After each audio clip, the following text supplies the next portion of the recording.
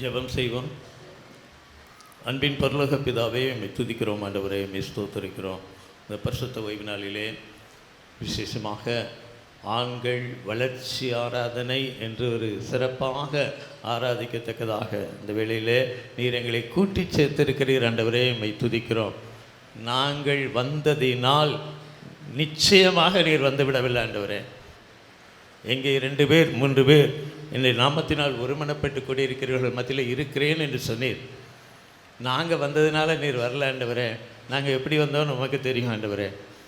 நீர் இங்கே இருப்பதினால் கர்த்தாவே, நீர் உம்முடைய ஆலயத்திலே விற்றிருப்பதினாலே, உம்முடைய வீட்டிலே நீர் கர்த்தாவே அமர்ந்திருப்பதினாலே, உம்முடைய பிரசன்னத்திலே நீர் எங்களை கூட்டி சேர்த்திருக்கிறீர் ஆண்டவரே.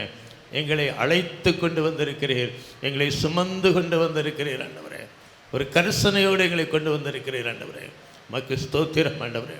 தகப்பனே, பிள்ளைகளாக வந்திருக்கிறோம். எங்களோடு பேசும் ஆண்டவரே. எங்கள் ஒவ்வொருவரோடும் பேசும். எல்லா தடைகளையும் இயேசுவின் நாமத்தில் அதம் பண்ணி ஜெபிக்கிறோம். நீரே மகிமைப்படுவீராக. இயேசுவின் நாமத்தில் ஜெபிக்கிறோம் நல்ல பிதாவே, ஆமென். இரட்சகர் இயேசு கிறிஸ்துவின் நாமத்தில் ஆசீர்வாத இளைஞர் இயக்கத்தின் சார்பாக உங்கள் ஒவ்வொருவரையும் வாழ்த்துகிறேன். விசேஷமாக வாய்ப்பளித்த தேவனுக்கு நன்றியுள்ளவனாக இருக்கிறேன். ஐயா அவர்களுக்கு நான் மிக மிக நன்றியுள்ளவனாக இருக்கிறேன். நிச்சயமாகவே உங்கள் மத்தியிலே நான் இருப்பதை ஒரு பெரிய ஸ்லாக்கியமாக கருதுகிறேன்.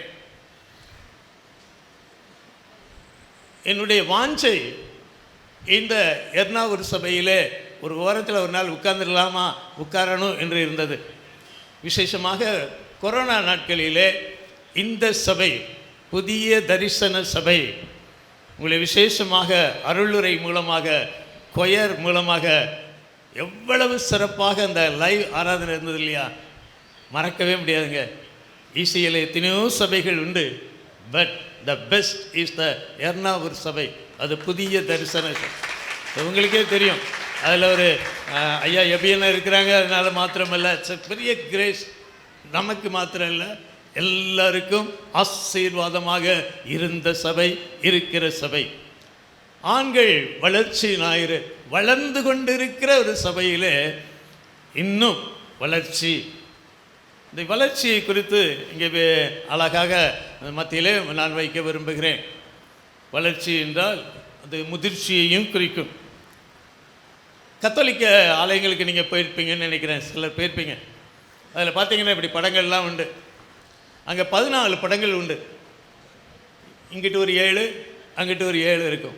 இந்த பக்கம் 7 இருக்குது, இந்த பக்கம் இங்கே 6 இருக்குது. 13 படங்களை பார்த்தோன்னா எந்த ஆலயத்திலும் இல்லாத ஒரு சிறப்பு உங்கள் ஆலயத்தில் இருக்குது. 13 மிஷினரிகளுடைய படங்களை வைத்து அவர்கள் எங்கே ஊழியம் செய்கிறார்கள், யாரிடத்தில் ஊழியம் செய்கிறார்கள் என்று சிறப்பாக வைத்திருக்கிறீங்க. ஒரு நல்ல ஒரு மிஷினரி சபையில் ஐயா அவர்கள் சொன்னாங்க, ஐஎம்எம்க்கு நாங்கள் இவ்வளவு கொடுக்கிறோம். அன்பிலீவபிள். நல்ல ஒரு வளர்ந்து கொண்டு இருக்கிற சபை என்று நான் சாதாரணமாக சொல்ல. பாருங்கள், 13 மிஷினரிகள் எங்கேயோ இருக்காங்க, யாரோ இல்லை இருக்காங்க, இல்லை நம் ஆலயத்திலே முக்கியப்படுத்தி வைத்திருக்கிறோம். அவர்களை பார்க்கும்போது ஜெபிப்போம். அவர்களை பார்க்கும்போது நமக்கு ஒரு இன்னும் ஒரு உத்வேகம். ஒரு பெரிய நல்ல ஒரு சபையில் இந்த வேலையில் எங்களை கொண்டு வந்ததற்காக கர்த்தரை ஸ்தோத்திரிக்கிறேன். இந்த நாளிலும் ஆண்கள் வளர்ச்சின்னு இருக்கு. வளர்ச்சி மாத்திரமல்ல, ஆண்கள் வளர்ச்சி. இந்த வளர்ச்சிகளை குறித்து பார்க்கும்போது ஒரு மனிதனை மாத்திரம் உங்கள் மத்தியிலே வைக்க விரும்புகிறேன். அவனுடைய பெயர் யோசே. பைபிள் எங்கே இருக்கு? கேள்விப்பட்டிருக்கீங்களா? கரெக்டாக சொன்னால் நல்ல பரிசு.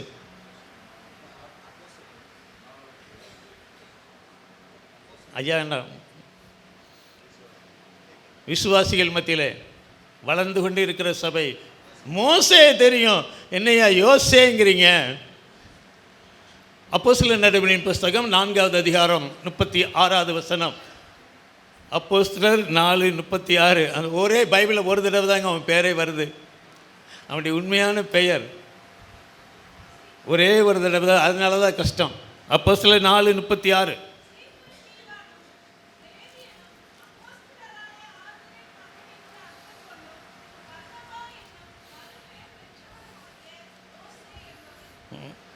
இந்த யோசே பைபிளில் ஒரு தடவை தான் எழுதப்பட்டு இருக்கிறது.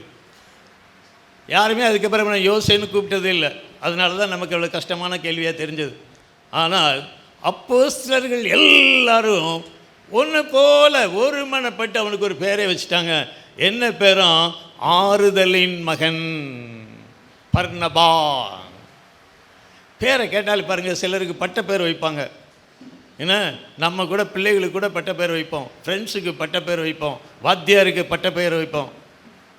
வாத்தியாருக்கு பட்ட பேர் இல்லாத வாத்தியாரே இருக்க மாட்டாங்க அந்த காலத்தில். ஆனால் இங்கே பொருத்தமான ஒரு பெயரை ஒருமனப்பட்டு அந்த மனிதனுக்கு வைக்கிறார்கள். பாருங்களேன், அவன் பேரை உண்மையான அவங்க அப்பா அம்மா வச்ச பேரை சொல்கிறதுக்கு அந்த யோசேங்கிறது எங்கே இருக்குதுன்னு கண்டுபிடிக்க நமக்கு எவ்வளோ கஷ்டமாக இருக்குது. ஆனால் பர்னபான்னு ஒன்று டான் டான் டான் டான் டான்னு எடுத்துகிறோம். ஆறுதலின் மகன். அவனுடைய வாழ்க்கையிலே அவன் ஆறுதலாகவே இருந்தான். இவனை பார்த்தீங்கன்னா தனியாகவே பார்க்க முடியாது. யாருக்கெல்லாம் ஆறுதல் தேவைப்பட்டதோ அவர்களோடு இருக்கிறவனாக இருப்பான். யாருக்கெல்லாம் ஆதரவு தேவைப்பட்டதோ அவர்களோடு இருக்கிறவனாக இருப்பான். அநேக காரியங்களை இவனை குறித்து பார்க்கிறோம். அப்போஸ்தலர் 11:24 ஒரு பெரிய டைட்டில், அவன் நல்லவனும். பாருங்க, பைபிளில் ரெக்கார்டர். ஆறுதலின் மகன் மாத்திரமல்ல, வேதத்திலே ஆவியானவர் எழுதும்போது அவனை குறித்து நல்லவன். வளர்ச்சி எதிலே இருக்கிறது? இந்த பெயரில் இருக்குதுங்க. நம்ம நல்லவன் அப்படின்னு கர்த்தர் நம்மை அழைக்க வேண்டும். வீட்டில் சொல்லலாம், ஃப்ரெண்ட்ஸு சொல்லலாம், ஆனால் தேவனால் அழைக்கப்பட்டிருக்க வேண்டும். இங்கே நல்லவன். அவன் பரிசுத்த ஆவியினாலே நிறைந்தவனாயிருந்தான். தன்னிடத்தில் எதுவுமே இல்லை, எல்லாமே ஆண்டவர் தான், எல்லாமே ஆவியானவர் தான். மூன்றாவதாக அவன் விசுவாசத்தினாலே நிறைந்தவனாயிருந்தான். நல்லவன், பரிசுத்த ஆவியினாலே நிறைந்திருக்கிறவன். அப்போஸ்தலர் 11:24 பார்க்கிறோம், விசுவாசத்திலே நிறைந்திருக்கிறவன். அது மாத்திரமல்ல, அவன் தீர்க்கதரிசி. ப்ராப்பர்ட்டுங்க. இன்னைக்குள்ள ப்ராப்பர்ட்டுக்கும் இந்த ப்ராப்பர்ட்டுக்கும் நிறைய வித்தியாசம் உண்டு. தீர்க்கதரிசி என்றால் தேவனுடைய வாய். ஆண்டவர் பொய் சொல்லுவாரா? ஆண்டவர் பொய் சொல்லுவாரா? பொய் சொல்ல தேவன் ஒரு மனிதனும் அல்ல, மனம் மாற ஒரு மனுப்புத்திரனும் அல்ல. அப்போ ஆண்டவர் பேசுகிற வார்த்தையை சொல்ல வேண்டுமானால் அந்த தீர்க்கன் எப்படி இருக்கணும்? அந்த வார்த்தை அது தீர்க்கமாக இருக்க வேண்டும், உண்மையாக இருக்க வேண்டும். பழைய ஏற்பாட்டிலே தீர்க்கதரிசி பொய் சொன்னால் தீர்க்கதரிசி தான் அதற்கு பொறுப்பு. ஒருத்தன் ஆண்டவருடைய நாமத்தினாலே பொய் சொன்னால் அவன்தான் அதற்கு பொறுப்பு. புதிய ஏற்பாட்டில், பழைய ஏற்பாட்டில் பேசுகிறவனுக்கு பொறுப்பு, கேட்குறவங்களுக்கு பொறுப்பே வேண்டாம். ஆனால் புதிய ஏற்பாட்டிலே பேசுகிறவர்களுக்கு பொறுப்பு கிடையாது. அநேக கள்ள தீர்க்கதரிசிகளும் எழும்புவார்கள். கொஞ்சம் நஞ்சம் கிடையாது, அநேகம். பழைய ஏற்பாட்டிலே ஆண்டவருடைய பேரிலே பொய் சொன்னால் கல்லெறியப்பட வேண்டும், கல்லெறியப்பட வேண்டும். நம்ம சாதாரண நினைக்கும், விபச்சார ஸ்திரீயை பற்றி சொல்லுகிறோம் இல்லையா, கல்லெறிக்கு வந்தாங்கன்னு. பழைய ஏற்பாட்டிலே கள்ள தீர்க்கதரிசி என்றால் கல்லெறியப்பட வேண்டும். ஆனால் புதிய ஏற்பாட்டிலே என்னன்னாலும் பேசலாம், ஆனால் கேட்கிறவர்கள் நிதானிக்க வேண்டும். நாம் நிதானிக்க வேண்டும். நிதானிக்கக்கூடிய கடமை, பொறுப்பு தேவன் நமக்கு கொடுத்திருக்கிறார். அவன் தீர்க்கதரிசியாக இருந்தான், போதகராக இருந்தான். இப்படிப்பட்ட, அது மாத்திரமல்ல, சாதாரண ஒரு சீசனாக இருந்தவன் அப்போஸ்தலராக வளர்ந்தான்னு பார்க்கிறோம். பாருங்க, ஒரு மனிதன் தான். பேர் என்னது? 2 எழுத்து, யோசே.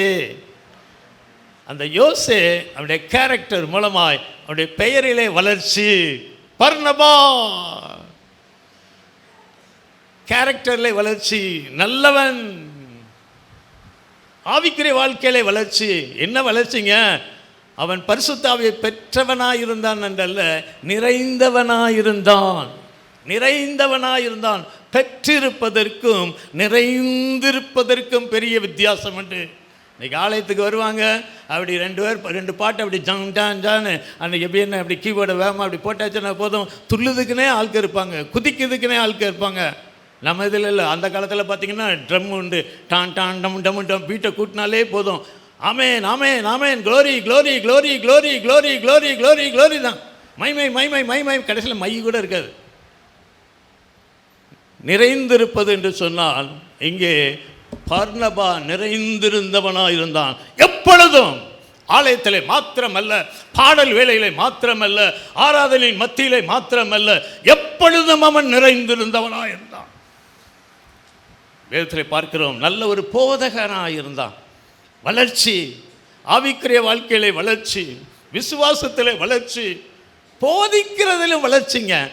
பிரசங்கி வேற, போதகம் பண்ணுகிறது வேற. உபதேசத்திலே டாக்டரின் நல்ல வளர்ச்சி, முதிர்ச்சியை குறித்து பார்க்கிறோம். சீசனாய் இருந்தவன் அப்போஸ்தலனாக மாறினான். இன்றைக்கு சென்னை பட்டணத்திலே ஒரு காலத்தில் பிரதர் அப்படின்னா அதுக்கு ஒரு மதிப்பு இருந்தது. அப்புறம் அதில் டைட்டிலில் கொஞ்சம் ரெவரண்ட் அப்படின்னா ஒரு மதிப்பு இருந்தது.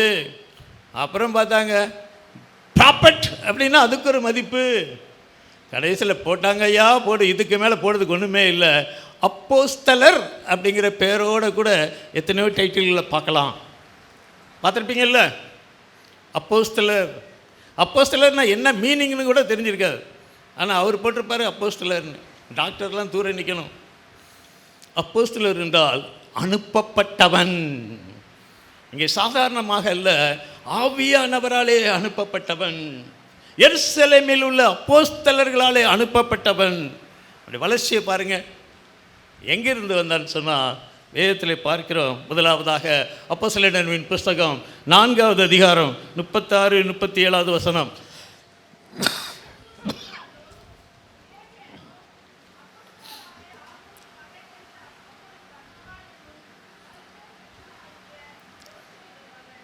நீங்கள் பைபிளில் மேப்பில் பார்த்தீங்கன்னா சைப்ரஸ் தீவு, சீப்ரு தீவுன்னு ஒரு தீவு, அது தனியாக இருக்கும்.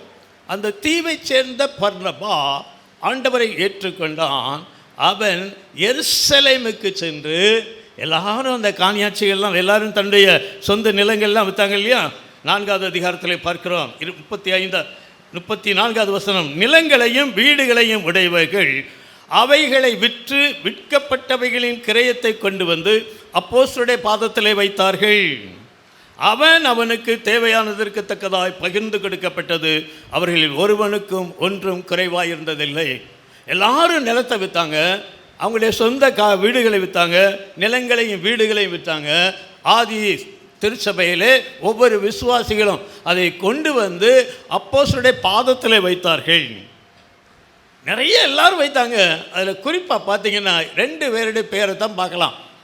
ஒன்று பர்னபா, இன்னொன்று அனனியா சப்பிரால். அனனியா சப்பிராலும் கொடுத்தாங்க, பர்னபாவும் கொடுத்தாங்க. நன்றாக நான் வச்சுக்கணும்.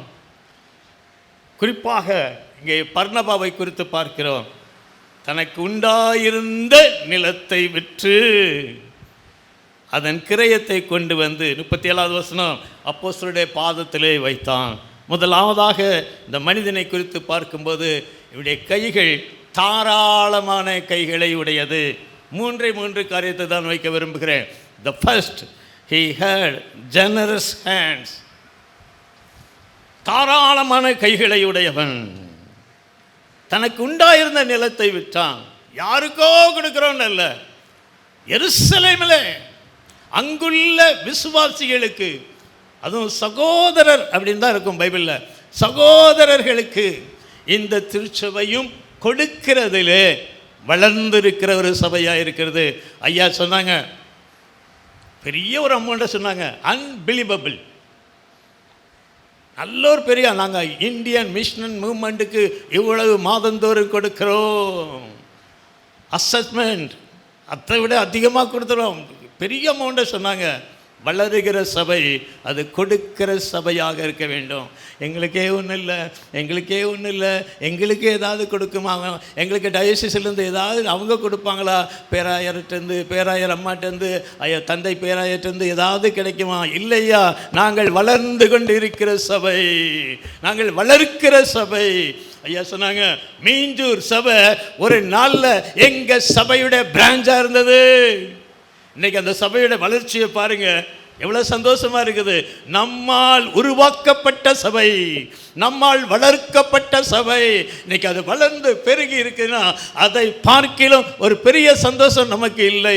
காரணம், இந்த சபை கொடுக்கிற சபையா இருக்கிறது. நான் யாருக்கு மற்றவங்களுக்கெல்லாம் அப்படி சொல்ல மாட்டேன்.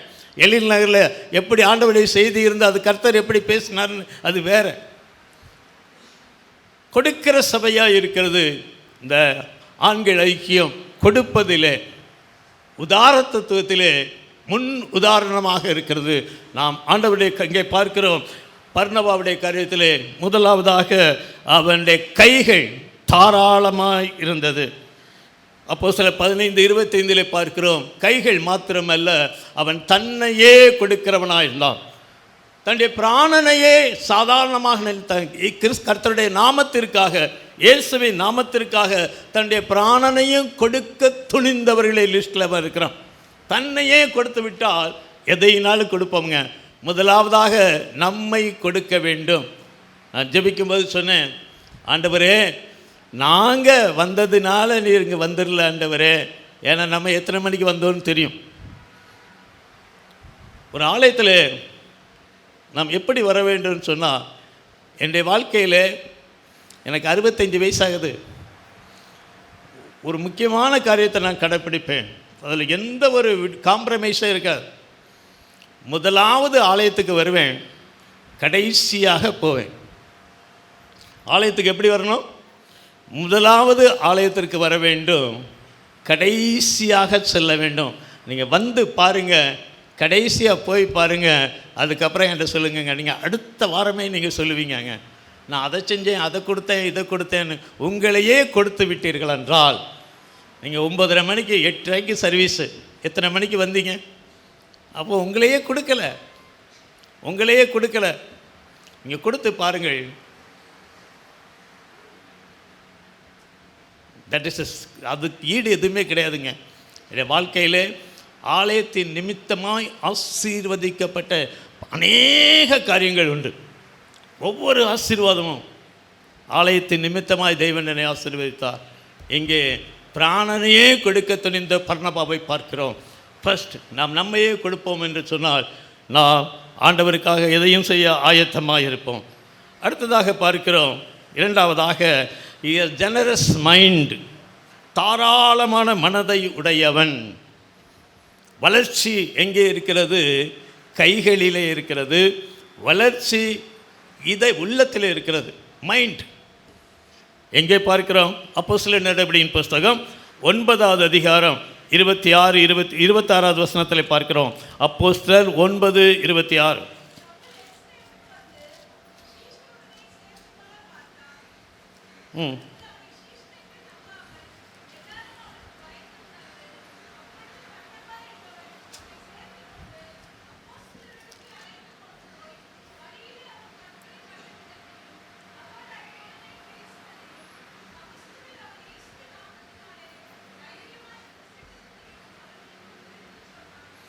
இங்கே பார்க்கிறோம் 9வது அதிகாரம் 26வது வசனம். சவுல் எருசலேமுக்கு வந்து சீசருடனே சேர்ந்து கொள்ள பார்த்தான். தமஸ்குவிலே அவன் போகிற வழியிலே தேவனால் சந்திக்கப்பட்டவன், இயேசுவாலே சந்திக்கப்பட்டவன். இயேசு அவனோடு தெளிவாக பேசினார், தெளிவாக திட்டமும் தெளிவுமாக பேசினார். பெரிய தரிசனத்தை கண்டவன், ஜெபித்தவன், வாழ்க்கையே மாறியது. த கிரேட் பவுல் அங்கே எருசலேமுக்கு வந்து சீசர்களுடனே சேர்ந்து கொள்ள பார்த்தான். சீசர்கள்னா பிலீவர்ஸ், சகோதரர்கள். நமக்கு ஒரு இடம் கிடைக்குமா? இந்த சபைக்கு வந்து அப்படி ஓரமாக நமக்கு வந்த பரவாயில்லையே, எனக்கு ஒரு நாள் அந்த வாஞ்சி இருந்தது. அது போல் பவுல் நினைக்கிறான். பார்த்தான், முயற்சி பண்ணுறான். அப்போ யாருமே அவனை ஏற்றுக்கல. வேதம் சொல்லுகிறது, எல்லாரும் அங்கே யாரெல்லாம் எருசலேமில் இருந்தார்களோ, சிறியவர் முதல் பெரியவர் வரை, சகோதரர், சீசர், அப்போஸ்தலர் யாராக இருந்தாலும் எருசலேம் ஏற்றுக்கொள்ள தயாராகவில்லை. பயம். சவுல் அப்படின்னாலே முடிஞ்சது கதை. பயம். கொடூரமான ஒரு மனிதன். எல்லாரும் அவனை கண்டு இருந்தார்கள், எல்லாரும் அவனை அறிந்திருந்தார்கள். இந்த எருசலேம் பட்டணத்திலே எவ்வளவு துன்பப்படுத்தினான் என்று எல்லாரும் அறிந்திருந்தார்கள். வீட்டில் உள்ள பிள்ளைங்களை கூட விட்டு வைக்கல, சிறியவர்களை விட்டு வைக்காதவன், கொடூரமான ஒரு மனிதன். அவன் வந்து அப்படி தயங்கி நிற்கிறான். அவனை இந்த பர்னபா அழைத்து கொண்டு வந்து சேர்த்து கொண்டு ஃபஸ்ட்டு தன்னோட சேர்த்துக்கிட்டான், இரண்டாவதாக அழைத்து கொண்டு வந்தான். அப்படி இன்றைக்கி ஒரு மனுஷன் வந்தால் உங்களை யார், எத்தனை பேர் சப்போர்ட் பண்ணுவீங்க? புதிதாக வந்திருக்கிறான், ஆனால் எல்லாருக்கும் தெரிந்த ஒரு மனிதன்தான். பர்னபா பாருங்க, தன்னோடு சேர்த்து கொண்டான். அவனுக்கு தெரியாது இவன் தான் நாளைக்கு ஒரு பவுலா வருவான், இவன் தான் இவ்வளவு சபைகளை ஸ்தாபிப்பான், இவன் தான் ஒரு பெரிய அப்போஸ்தலனாக இருப்பான். நரகத்தில் கூட பிசாசு கூட சொல்லும், இயேசுவை அறிவேன், பவுலையும் அறிவேன். அன்னைக்கு பர்னபாவுக்கு தெரியாது. ஆனால் பர்னபா என்றாலே தாராளமான கை மாத்திரமல்ல, மனதை உடையவன். அன்னைக்கு மாத்திரம் பர்னபா பவுலை சேர்க்கலைன்னா என்ன இருக்குன்னு நினைக்கிங்க? அவன் சேர்த்து கொண்டான், அழைத்து கொண்டு வந்தான். அவனுக்காக பரிந்து பேசினதை குறித்து பார்க்கிறோம். பர்னபா சொல்லுகிற வார்த்தைக்கு அவ்வளவு விலை இருந்தது. பர்னபா சொல்லியாச்சா, அதுக்கு மேலே கேள்வியே இல்லை. யார் சொன்னது? யார் சேர்த்தது? பர்னபா. யார் சேர்த்தது? பர்னபா. யார் கூட்டி கொண்டு வந்தது? பர்னபா. உங்களை குறித்து அப்படி சொல்லக்கூடுமோ? உங்களை பெயருக்கு ஒரு வேல்யூ இருக்குமோ? அதுதான் வளர்ச்சி. யார் உங்களை கூட்டு வந்தா? அண்ணன் கூட்டு வந்தாங்க. யார் கூட்டு வந்தா? அக்கா கூட்டு வந்திருக்காங்க. யார் புதுசாக வந்திருக்காங்க? அண்ணன் கூட்டு வந்தாங்க. தட் இஸ் வளர்ச்சி. நம்மளே வரவா வேண்டாமா, வரவா வேண்டாமா? ஆண்டவர் வந்து இழுத்து கொண்டு தான் இன்றைக்கி வந்திருக்கிறார், அழைத்து கொண்டெல்லாம் வரல. நயங்காட்டி அழைக்கிற தெய்வன் தான். மனுஷரை கட்டி இழுக்கிற அன்பின் கயிறுகளால் உங்களை இழுத்தேன். ஓசியா 11வது அதிகாரத்தில் பார்க்கிறோம். மனுஷரை கட்டி இழுக்கிற அன்பின் கயிறுகளால் ஆண்டவர் இன்னும் நேசிக்கிறாருங்க. அதனால தான் ஸ்கிட்டில் பார்த்தோமே, அப்படி சைடில் அந்த கடைசியில் பார்த்தீங்கன்னா ஜீசஸ் அப்படி தோளில் கை போடுவார். ஆண்டவர் இன்னும் உங்களை நேசிக்கிறார், இன்னும் நேசிக்கிறார். அவர் இழுத்து கொண்டு வந்திருக்கிறார். இங்கே பர்னபா சவுலை அங்கே அறிமுகப்படுத்தும்போது, அழைத்து கொண்டு வரும்போது, அவனுக்காக பேசும்போது எல்லாரும் ஒருமித்து அவனை ஏற்றுக்கொண்டதை பார்க்கிறோம்.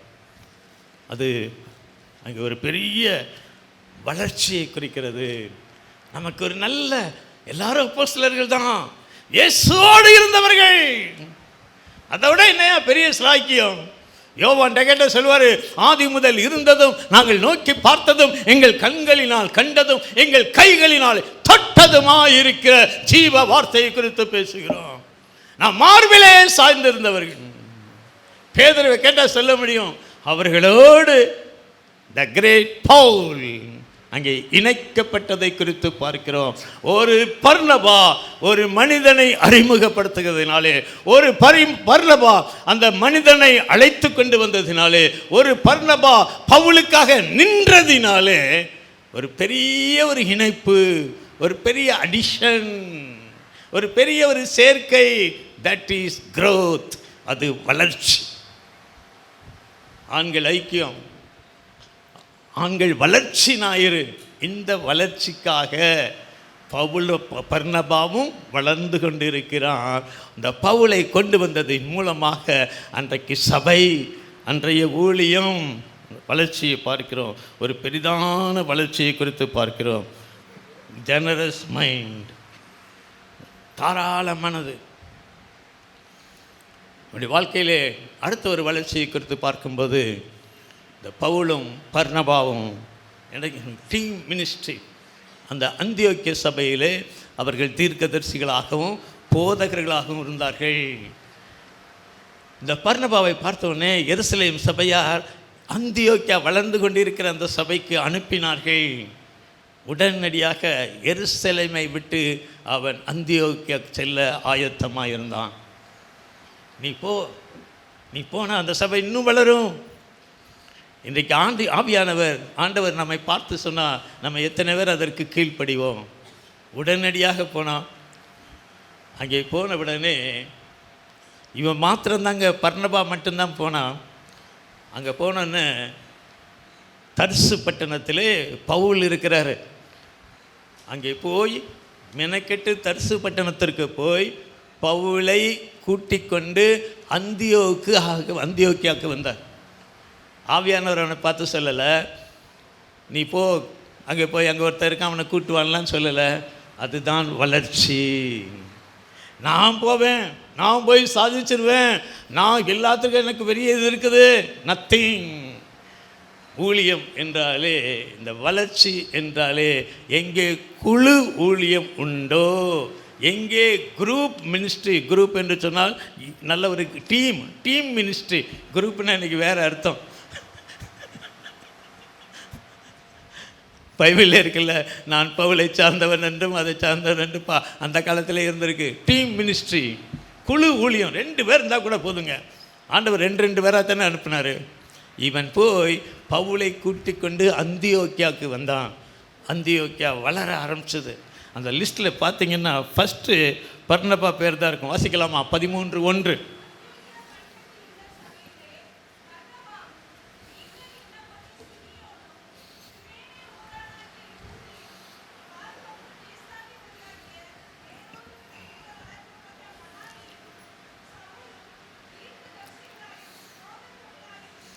ஐந்து பெயர்களை குறித்து பார்க்கிறோம்.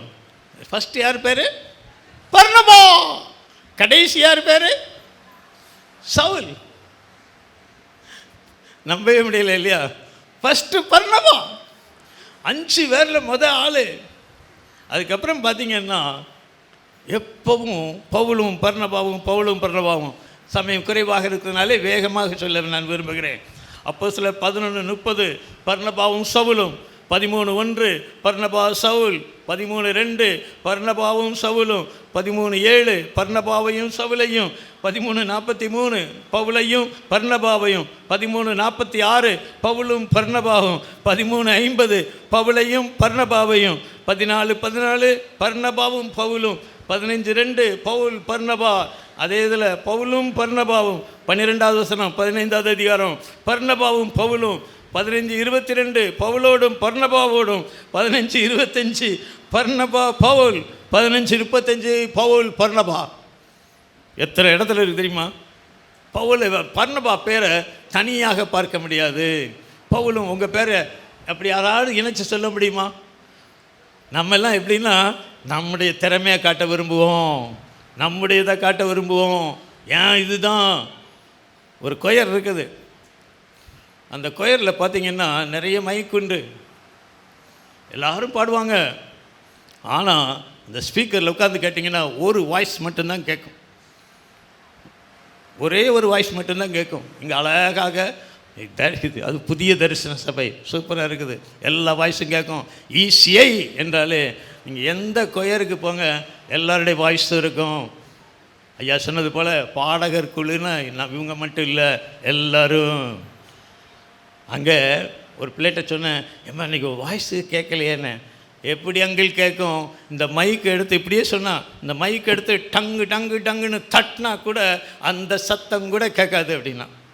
தரையிலே தட்டினா கூட அந்த சத்தம் கூட கேட்காது.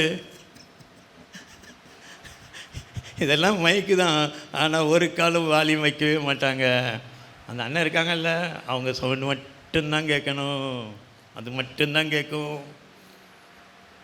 இங்கே பாருங்கள், பவுலும் பர்னபாவும், பர்னபாவும் பவுலும், பவுலும் பர்னபாவும். இந்த செல்ஃபிஷ்ங்கிறதே கிடையாதுங்க. ஊழியம் என்றாலே அது குழு ஊழியமாக இருக்க வேண்டும். யோவான் ஸ்நானனே சொன்னானே, பெரிய தீர்க்கதரிசி, அவர் பெருகவும் நான் சிறுகவும் வேண்டும். இங்கே உடைய இருதயத்தை குறித்து பார்க்கிறோம், உடைய உள்ளத்தை குறித்து பார்க்கிறோம். டீம் மினிஸ்ட்ரி, குழு ஊழியம் அவனை சேர்த்து கொண்டதை பார்க்கிறோம். அது மாத்திரமல்ல, அடுத்ததாக ஆவியானவர், அதை 13வது அதிகாரத்திலே பார்க்கிறோம். அவர்கள் ஊழியத்திற்காக கர்த்தர் அவர்களை பிரித்து அனுப்புகிறதை குறித்து பார்க்கிறோம். உடனடியாக தயாராக இருக்கிறான். அந்தியோக்கியா சபை வளர்ந்து பெருகி இருக்கிறது. அந்தியோக்கியா சபையில் தான் முதலாவதாக கிறிஸ்தவர்கள் என்கிற பெயர் வளர்ந்து பெருகி கொண்டிருக்கிறது. அநேக கிரேக்கர்கள் ஆண்டவரை ஏற்றுக்கொண்டிருக்கிறார்கள். ஆவியானவர் அங்கே திருவிழம் பெற்றும்போது 2வது வசனம், பர்னபாவையும் சவுலையும் நான் அழைத்த ஊழியத்திற்காக அவர்களை பிரித்து விடுங்கள். ஆவியானவர் சொன்னார். சபை உடனே என்ன செஞ்சது? உபவாசித்தது, ஜெபம் பண்ணிச்சு. அதுக்கப்புறம் கைகளை அவர்கள் மேலே வைத்து சந்தோஷமாய் அனுப்பினாங்க. ஐயா, இவங்க இல்லைன்னா எங்கள் சபையே இல்லை. பவுலும் பர்னபாவும் அப்படி நினைக்கல. நாங்கள் இல்லைன்னா இந்த சபை நடக்காது, எப்படி நடந்துடும்? இல்லை. உடனடியாக அந்த அந்தியோக்கியாவில் இருந்து தங்களுடைய முதல் மிஷனரி பயணத்தை அவர்கள் துவக்கினார்கள். 13 படங்கள் இருக்கிறது. நாம் தாங்குகிறோம். இதே வேளையில் எப்பொழுது இன்னும் வளர்ச்சி என்று வரும் தெரியுமா? இந்த 13 படத்தில் நீங்கள் நினைக்கல இன்னொரு ஃபோட்டோ வந்தால் வளர்ச்சி, இன்னொரு ஃபோட்டோ இல்லை. அந்த ஃபோட்டோ யாருடைய ஃபோட்டோவாக இருக்க வேண்டும்? இந்த சபையிலிருந்து ஒரு மிஷனரி கிளம்ப வேண்டும். அந்த மிஷனரியுடைய ஃபோட்டோ அதில் இருக்க வேண்டும். இந்த சபையிலிருந்து இவ்வளவு மிஷனரிகளை தாங்குகிறோம். மால்டோவில் இருக்கிறாங்க, குஜராத்தில் இருக்கிறாங்க, ஆந்திராவில் இருக்காங்க, ஆந்திரா ஒரிசா பார்டரில் இருக்கிறாங்க, ஒரிசாவில் இருக்கிறாங்க. எல்லா ஸ்டேட்டுக்கும் நம்ம மிஷனரிகள் அனுப்பியிருக்கிறோம். நாம் தாங்குகிறோம். நாம் தாங்குகிற சபை. அதே வேளையில் எப்பொழுது வளருவோம் என்று சொன்னால், இந்த எர்ணாவூர் புதிய தரிசன சபையிலிருந்து, வேற ஒரு சபைன்னா நான் சொல்ல மாட்டேன், புதிய தரிசன சபையிலிருந்து ஒரு மிஷனரி கிளம்ப வேண்டும். மதுரையில் ஒரு சபையில் 25 மிஷனரிகளை தாங்கினாங்க. 25 மிஷனரிகளை ஒரே ஒரு சபை தாங்குச்சு. அப்போது அங்கே மிஷனரி ஒருத்தர் டெடிக்கேஷனுக்கு போயிருக்கும்போது அவர் சொன்னார், நீங்கள்லாம் தத்தெடுத்திருக்கிறீர்கள், 25 மிஷனரிகளை தத்தெடுத்திருக்கிறீர்கள். ஆனால் என்னுடைய ஊர் ஒரு சிறிய கிராமம், தஞ்சாவூர் பக்கத்திலே பூதலூர் என்கிற ஒரு கிராமம். அந்த கிராமத்தில் நாங்கள் 14 மிஷனரிகளை அனுப்பியிருக்கிறோம். எங்கள் சபையிலிருந்து 14 மிஷனரிகளை அனுப்பியிருக்கிறோம். எவ்வளோ வித்தியாசம் இருக்குது பார்த்தீங்களா? தத்தெடுப்பதற்கும் பெற்றெடுப்பதற்கும் பெரிய வித்தியாசம் உண்டு. இந்த அந்தியோக்கியா சபை அனுப்புகிற சபையாக இருந்தது. பவுலும் பர்னபாவும் அங்கே முதல் பயணத்தை தொடங்கி பார்க்குறோம். இன்றைக்கி இருக்கிற மாதிரிலாம் கிடையாது. The first journey 1987. நான் வருஷத்தை சொல்லலை, கிலோமீட்டர். 1987 கிலோமீட்டர் அன்றைக்கு பயணித்தார்கள். இன்றைக்கி இருக்கிற கப்பல்லாம் கிடையாது, சரக்கு கப்பல். எப்போ கிளம்பும் எப்படி தெரியாது, சீட்டு அப்படிலாம் கிடையாது, பெர்த்லாம் கிடையாது. நடைப்பயணம், பயங்கர பள்ளத்தாக்கு, மலை, பாலைவனம், அவ்வளோத்தையும் கடந்து செல்ல வேண்டும். 1987 கிலோமீட்டர் முதல் பயணத்தில் சென்றார். வளர்ச்சி மிஷனரி பணியில் இருக்க வேண்டும், மற்றவர்களை ஆதாயப்படுத்துவதில் இருக்க வேண்டும். அங்கே பர்னபா அவருடைய வளர்ச்சியை குறித்து பார்க்கிறோம். எங்கும் ஆயத்தம், பவுலோடு இணைந்து செய்த ஆயத்தம், பெரிய சக்ஸஸுங்க. மாலையும் விழுந்தது. எபிக்கூர் அங்கே பார்க்கிறோம். மெர்க்குரி, அவங்க தேவதையுடைய பேரை சொல்லி மாலையே போட்டாங்க, ஓடினாங்க. எங்களுக்கா மாலை இல்லை, அவர்கள் தங்களை ஆண்டவருக்காக அர்ப்பணித்தவர்கள். வளர்ச்சி எதை குறிக்குது? மாலை உதறி எரிஞ்சாங்க. பூசாரி வந்து காலில் விழுதான், உதறி எரிஞ்சாங்க. ஆண்டவருக்கு மகிமை. அதே லீஸ்திராவிலே தான் கல்லெறிப்பட்டதையும் குறித்து பார்க்கிறோம். பாடுகளுக்கும் ஆயத்தமாக இருந்தார்கள். வளர்ச்சி பாடுகளுக்கு ஆயத்தமாக இருக்க வேண்டும். மூன்றாவதாக கடைசியாக அங்கே பார்க்கிறோம் உடைய வளர்ச்சியை குறித்து, முதிர்ச்சியை குறித்து பார்க்கிறோம். அப்போஸ்தலர் நடபடியின் புஸ்தகம் 15வது அதிகாரம் 36 to 39 வசனங்களிலே பார்க்கிறோம். அப்போஸ்தலர் 15:36 பார்க்கிறோம். நான் வாசிக்கிறோம். சில நாளுக்கு பின்பு பவுல் பர்னபாவை நோக்கி, நாம் கர்த்தருடைய வசனத்தை அறிவித்திருக்கிற சகல பட்டணங்களிலும் உள்ள சகோதரர்கள் எப்படி இருக்கிறார்கள் என்று போய் பார்ப்போம். ஃபர்ஸ்ட் ஜாண்டியில் போய் எல்லாரும் அங்கே சகோதரர்கள் உண்டாக்கிட்டாங்க, பிலீவர்ஸ் உண்டாக்கிட்டாங்க, சபைகள் உண்டாக்கப்பட்டது. நாம் போய் பார்ப்போம் எப்படி இருக்கிறாங்க. அப்பொழுது 37, பர்னபா என்பவன் மார்க்கு என்னும் பெயர் கொண்ட யோவானையும் கூட அழைத்து கொண்டு போக வேண்டும். நம்ம ஃபர்ஸ்ட் ஜேர்னியில் அப்படி வந்தானே மார்க்கு என்கிற யோவான், பெருகே பட்டணம் வரைக்கும் வந்துட்டான், சீப்ரு வந்தான், அதுக்கப்புறம் பெருகே வரைக்கும் வந்தான். அவன் ரிட்டர்ன் போயிட்டான். திடீர்னு அவன் பாதியிலே போயிட்டான். எருசலேமில் சார்ந்தவன். என்ன காரணம் என்று தெரியாது. இங்கே பவுலுக்கு என்ன டிசிப்ளின், கலப்பையின் மேலே கை வைத்துட்டு திரும்பி பார்க்குற அது வசனம். பவுலுக்கு டிசிப்ளின். ஆனால் பர்னபாக்கு எப்படின்னா, ஐயா டிசிப்ளின் தான், அதே வேளையில் நமக்கு மார்க்கவும் வேணும். வளருகிற சபை, வளர்ந்து கொண்டு இருக்கிற சபை. இந்த சபையில் எத்தனை பேர் பின்மாறி போயிருப்பாங்க தெரியுமா? Back sliders. 1000 காரணம் சொல்லுவோம். அவங்கள அதுக்கப்புறம் கண்டுக்கிடவே மாட்டோம். கொஞ்சம் பார்ப்போம், கொஞ்சம் நினைப்போம், கொஞ்சம் விசாரிப்போம். போன கேரளுக்கு அதெல்லாம் இந்த வீடு இது வேண்டாம், இது போயிடுச்சு. போன கேரளுக்கு இந்த வீட்டுக்கு போனோமே, இப்போ வேண்டாம். அவன் எத்தனை நாளையா, அவன் பெரிய அவன்லாம் வருவானா என்ன, அவங்களாம் வருவாங்களா என்ன? பின்மாற்றம். இங்கே பின்மாற்றம் கூட கிடையாதுங்க. பெரிய ஒரு ரீசன் இருந்திருக்கும். ஆனால் இந்த மார்க்குவை குறித்து பவுல் இடத்துல கரிசனையாய் பேசுகிறான். நான் அப்போ எத்தனை தடவை சொன்னேன் பார்த்தீங்களா? பவுலும் பர்னபாவும் எவ்வளவு க்ளோஸாக இருந்தாங்க தெரியுமா? 1987 கிலோமீட்டர் கிரேட் சக்ஸஸ். முதல் பயணத்தில் நிறைய சபைகள் ஸ்தாபிக்கப்பட்டது. சீப்ரு தீவில், பெர்கேயில், லீஸ்திராவிலே, அந்தியோக்கியாவிலே, எங்கள் சபைகள் 2 அந்தியோக்கியா இருக்குது. எல்லா இடத்துலையும் சபைகள். மறுபடியும் போகணும், எவ்வளோ உற்சாகம் இருக்கும். அதை கூட பரவாயில்ல, எப்படியாவது மார்க்கு வேணும்யா. இந்த மார்க்குக்காக பரிந்து பேசுகிற ஒரு நாள் பவுலுக்காக பரிந்து பேசினாரு. இன்னைக்கு பவுல் ரொம்ப வளர்ந்துட்டாரு.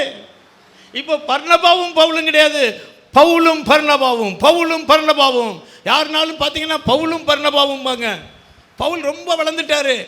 ஆனாலும் கூட பர்னபாவாகவே இருந்தார். மார்க்கு எப்படியாவது கூட்டு போகணுன்னே, மார்க்கு நமக்கு ரொம்ப வேண்டியவனே. நாம் எப்படி பரிந்து பேசுகிறவர்களாக இருக்கிறோம்? யாருக்காவது மற்றவங்கெல்லாம் கைவிட்டுட்டா நம்ம பரிந்து பேசுவோமா? ஆரம்பத்தில் பார்த்தீங்கன்னா பவுலுக்காக நின்ற பர்னபா இன்றைக்கும் மாறாததை குறிக்கிறது. வளர்ச்சி என்றால் அது மாறாமை, மாறுதல் இல்லாமை. அங்கே மார்க்கை ஏற்றுக்கொள்ள தயாராக இல்லை. அவன் சீலாவை கூட்டுக்கொண்டு பவுல் போகிறார். பரவாயில்ல, பட் அந்த ரிலேஷன்ஷிப் மாறவே இல்லைங்க, ஊழியம் மாறவே இல்லை. மார்க்குவை கூட்டிக் கொண்டு சீப்ரு தீவுக்கு சென்றார். இந்த பர்னபா கடைசி நாட்களிலே இரத்த சாட்சியாக சீப்ரு தீவிலே மரித்தார். இந்த மார்க்கு தான் பின்னால் பார்த்தீங்கன்னா கொலோசையருக்கு எழுதின நிருபம் 4வது அதிகாரம் 10வது வசனத்திலே பவுல் சொல்வார், மார்க்குவும் வாழ்த்துதல் சொல்லுகிறான். வாசிக்கலாமா? நல்ல வசனம். 4:10, கொலோசையர் 4:10.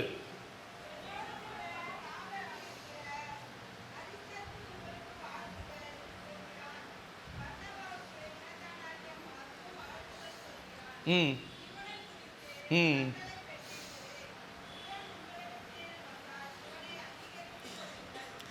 பவுல் மாறிட்டாரா? பவுல் மாறிட்டாரா? ஒரு காலத்தில் மார்க் வேண்டான்னு சொன்ன பவுல் இப்பொழுது பாருங்க, இவன் உங்களிடத்தில் வந்தால் இவனை அங்கீகரித்துக் கொள்ளுங்கள், அக்செப்ட் ஹிம். காலங்கள் மாறுங்க. இங்கே பவுல் பாராட்டுகிறதை குறித்து பார்க்கிறோம்.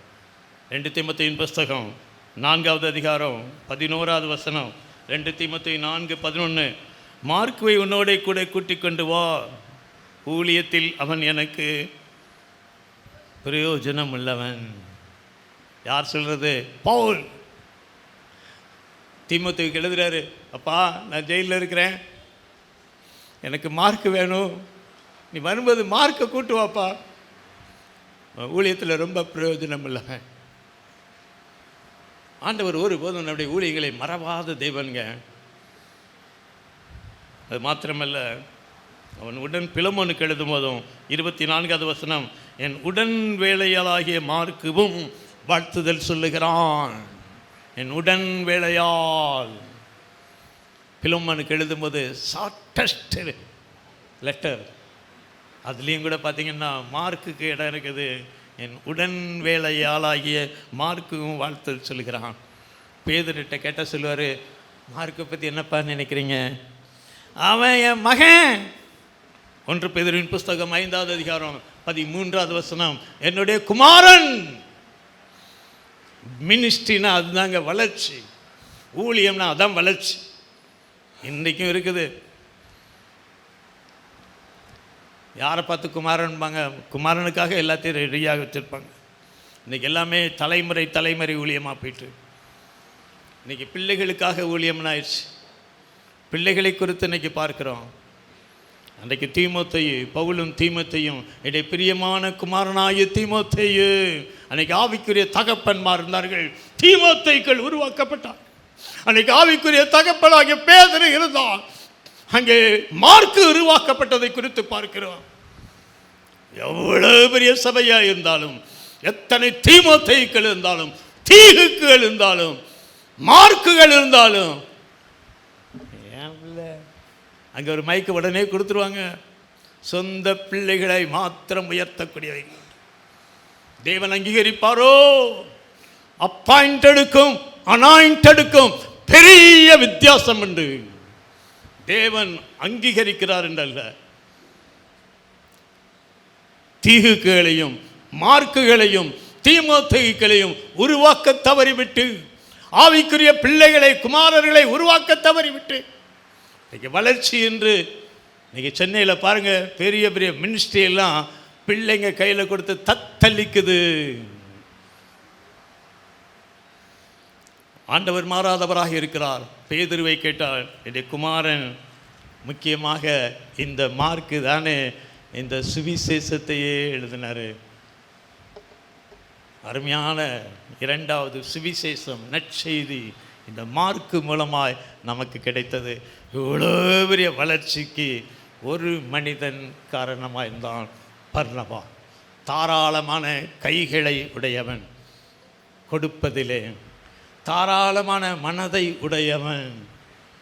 மற்றவர்களுக்காக, பவுலுக்காக தன்னையே இழந்தாலும் பரவாயில்லை, தன்னையே யார் சொன்னாலும் பரவாயில்லை, பவுலையே அழைத்து கொண்டு வந்தவன். இறுதியாக உறுதியாகி நின்றவன். மார்க்குவுக்காக இங்கே பவுலோடு நின்றவனை குறித்து பார்க்கிறோம். கண்களை மூடி ஆண்டவரை நோக்கி பார்க்கலாமா? கைத்தொழில் செய்து ஊழியம் செய்தார்கள். பவுல் சொல்வது போல, பர்னபாவுக்கும் எனக்கு மட்டும்தான அதிகாரம் இல்லை, கைத்தொழில் செய்து ஊழியம் செய்தவர்கள். சொந்த தொழில், அதோடு கூட ஊழியம். இருந்த நிலத்தையே எருசலேமில் உள்ள சபைக்காய் கொடுத்தவன். உதாரத்துவமான மனதை குறித்து பார்க்கிறோம், வளர்ச்சியை குறித்து பார்க்கிறோம், எங்கும் செல்ல ஆயத்தத்தை குறித்து பார்க்கிறோம், மற்றவர்களோடு இணைந்து இருக்கிறதை குறித்து பார்க்கிறோம். யோசே என் பேர். நீங்கள் எர்ணாவூரில் கேட்டால் ஒரு வேளை சொல்லாத தெரியாதவங்க கூட இருக்கலாம், ஆனாலும் பரவாயில்ல, என் பேர் பர்னபா அப்படின்னு இருக்க. அதுதான் எங்கள் அப்பா அம்மா வச்ச பேரை கூட நிறைய பேர் மறந்துருக்கலாம், யாருன்னே தெரியாமல் கூட இருந்திருக்கலாம். ஆனால் இந்த வளர்ச்சி பர்னபா என்பது மூலமாய் மலருகிறதே அது போதும். கண்களை மூடி ஆண்டவரை நோக்கி பார்க்கலாமா? ஒப்பு கொடுப்போமா? வளர்ந்து தான் இருக்கிறோம், எத்தனையோ மிஷினரிகளை தாங்குகிறோம். IMM இந்தியன் மிஷினரி மூவ்மெண்ட் இயக்கத்திலே வரலாற்றிலே நாம் முக்கியத்துவம் உள்ளவர்களாக இருக்கிறோம். ஒற்றுமையிலே நாம் வளர்ந்து கொண்டு இருக்கிறோம், ஐக்கியத்திலே வளர்ந்து கொண்டு இருக்கிறோம். இன்னும் கொஞ்சம் ஆண்டவரே, நான் ஃபஸ்ட்டு வந்துடுவேன் ஆண்டவரே, நான் முதல்ல வந்துடுவேன் ஆண்டவரே.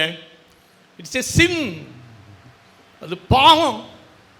ஆண்டவரை அங்கீகரிக்கலை நீங்கள், ஆண்டவரை நீங்கள் கனம் பண்ணலை. நீங்கள் எந்த சாக்கு போக்கு சொல்ல முடியாது. ஏலியை மட்டும் சொல்கிறோமே, நீ என்னை பார்க்கிலும் உன் பிள்ளைகளை மதிப்பானே. 1000 காரணம் சொல்லுவீங்க, 1 மணி நேரம் நீங்கள் லேட்டாக வந்தீங்க இந்த சபைக்கு. இன்னைக்கு 1000 காரணம் சொல்லுவீங்க, தட் இஸ் நத்திங். ஒன்றுமே நிற்காதுங்க. வந்து பாருங்க, நான் ஆலயத்துக்கு முதலாவதாக வந்தேன். எப்பொழுதுமே என்னை அர்ப்பணித்து இருக்கிறேன். தேவன் எங்களை அபரிமிதமாய் ஆசீர்வதித்தார். எங்கள் பிள்ளைங்க 30 லட்ச ரூபா ஸ்காலர்ஷிப் வாங்கினாங்க படிக்கும்போது. கேம்பஸ் இன்டர்வியூவில் என் மகனுக்கு சென்ட்ரல் கவர்மெண்ட்டில் ஜாப் கிடைச்சது. அமேசான் ஆன்லைனில் பெரிய நிறுவனத்தில் என் இளைய மகன் பெரிய மேனேஜராக லக்சம்பர்கில் இருக்கிறான். ஒரே காரணம், நான் தைரியமாக சொல்லுவேன், இந்த ஆலயத்தின் நிமித்தமாய் நான் ஆசீர்வதிக்கப்பட்டு இருக்கிறேன். சமீபத்தில் என்னுடைய மகன், இளைய மகன் ஒரு வீடு வாங்கினான். போய் 2 வருஷம்தான் ஆச்சு. 8.5 கோடி ரூபாய்க்கு வாங்கியிருக்கிறாங்க ஃபாரினில். நான் கோயில் குட்டியாராக இருந்தேன். எனக்கு ஆலயத்துடைய ஆசீர்வாதம் தெரியும், ஆலயத்துடைய அருமை தெரியும், ஆலயத்துடைய பிரசன்னம் தெரியும், ஆலயத்தை மதிக்கக்கூடியது தெரியும். இங்கே வந்து பாருங்கள், ஆண்டவர் என்னையே ஆசீர்வதித்தார் என்றால் உங்களை ஆசீர்வதிக்க மாட்டாரா? உங்களை ஆசீர்வதிக்க மாட்டாரா? இந்த ஃபஸ்ட் உங்களையே கொடுத்து வளர்ந்து கொண்டு இருக்கிறோம். இதில் ஒரு வளர்ச்சிங்க. நான் ஃபஸ்ட்டாக வந்து பாருங்கங்க, அதுக்கப்புறம் யாருமே உங்களை தடுக்க முடியாது. ஒப்பு கொடுப்போமா? ஃபஸ்ட் ஆலயத்துக்கு நான் முதல்ல வருவேன் ஆண்டவரே. வளர்ச்சி அதில் தான் இருக்குது. எல்லாத்துலேயும் வளர்ந்துருக்கோமே, அதில் இல்லைன்னா அடிப்படை ஃபண்டமெண்டல். எங்கள் கிருபையும் இரக்கமுள்ள எங்கள் அன்பின் பிதாவே, உம்மை துதிக்கிறோம் ஆண்டவரே, உம்மை ஸ்தோத்திரிக்கிறோம் ஆண்டவரே, உம்மை நன்றியோடு நோக்கி பார்க்கிறோம். இந்த நாளிலும் எங்கள் சபையை ஆண்டவரே நீர் ஆசீர்வதித்து வந்திருக்கிறீர், ஆசீர்வதித்து வருகிறீர் ஆண்டவரே. கொரோனா பீரியடிலும் அநேகருக்கு ஆசீர்வாதமாக, அநேகரை உயிர்ப்பிக்கக்கூடிய, உற்சாகப்படுத்தக்கூடிய, உயிரூட்டமுள்ள ஒரு ஆராதனை கர்த்தாவை இந்த சபை மூலமாய் அநேகர் அதிலே கலந்து கொள்ளவும், அநேகர் வீட்டிலே இருந்தே ஆண்டவரே பரிதபிக்கப்படக்கூடிய நிலையிலிருந்தே உயர்த்தப்பட நீர் ஆசீர்வதித்தீர் ஆண்டவரே. அநேக மிஷினரிகளை தாங்கத்தக்கதாய் கிருபை கொடுத்திருக்கிறீர் ஆண்டவரே, ஜெபிக்க கிருபை கொடுத்திருக்கிறீர் ஆண்டவரே. எங்களுடைய கர்த்தாவே பெரிய உதவிகளை ஆண்டவரே மற்றவர்களுக்கு செய்யத்தக்கதாய் நீர் ஆசீர்வதித்தீர் ஆண்டவரே. பெரிய சபைகள் இன்றைக்கு உருவாக ஆண்டவரே நீர் காரணமாய் இருந்தீர் ஆண்டவரே. எங்கள் பேராயத்திற்கு பேராதரவாக இந்த சபையை நீர் வைத்திருக்கிறீர் ஆண்டவரே. கொடுத்த நல்ல ஐக்கியத்திற்காக ஸ்தோத்திரம் ஆண்டவரே. இன்னும் எங்களுடைய குறைவுகளை ஆண்டவரே நீர் மாற்ற வேண்டுமாய் ஜெபிக்கிறோம் ஆண்டவரே. எங்களுடைய கர்த்தாவே அசாதாரணமாய் நினைக்கிற காரியங்களை கர்த்தாவே நீர் மாற்ற வேண்டுமாய் ஜெபிக்கிறோம் ஆண்டவரே. எங்களை நிர்விசாரங்களை மாற்ற வேண்டுமாய் ஜெபிக்கிறோம் ஆண்டவரே. எங்களை சாக்கு போக்குகளை கர்த்தாவே நீர் மன்னிக்க வேண்டுமாய் ஜெபிக்கிறோம். உம்முடைய வீட்டுக்கு தானே ஆண்டவரே நீர் கூப்பிடுகிறீர், உம்முடைய ஆலயத்துக்கு தானே ஆண்டவரே கூப்பிடுகிறீர் ஆண்டவரே. எல்லா தடைகளையும் நீக்கும் ஆண்டவரே. எங்கள் சபை இன்னும் அதிகமாய் வளர ஒரு பர்னபாவை போல ஆண்டவரே தாராள கைகளை உடையவர்களாக, தாராள மனதை உடையவர்களாக, தாராளமான இருதயத்தை உடையவர்களாக கர்த்தரைகளை மாற்றிவிடும்படியாக ஜெபிக்கிறோம். நீர் அப்படி செய்வதற்காக எமக்கு ஸ்தோத்திரம். இயேசுவின் நாமத்தில் ஜெபிக்கிறோம் நல்ல பிதாவே.